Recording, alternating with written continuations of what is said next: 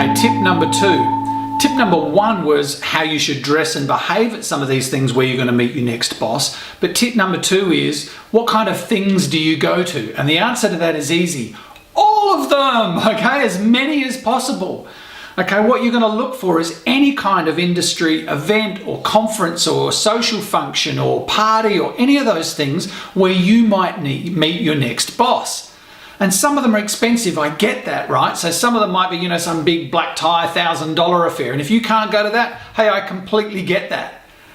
But there's plenty of things that you can go to. Now, I don't know specifically where you live and what industry you're trying to get into, but there's always something, or at least there's almost always something.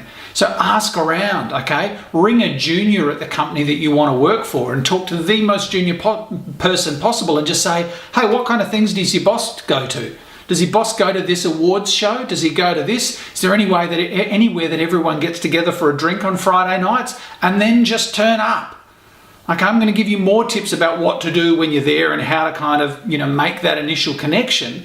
But go to all of these things, or at least as many of them as you can. And here's the other part to this. Don't go just because you feel like it. And more importantly, don't not go because you don't feel like it. This has got nothing to do with how you feel and everything to do with what you're setting out to achieve. Okay, if you go, I don't know if I could be bothered going to this thing tonight, someone else is going to go, someone else is going to meet your next boss, and someone else is going to get the job that you should have gotten because they made the effort. Okay, when you've actually got a job, there's going to be heaps of things that people ask you to do that you don't feel like doing, but you're going to do them anyway because it's part of your job.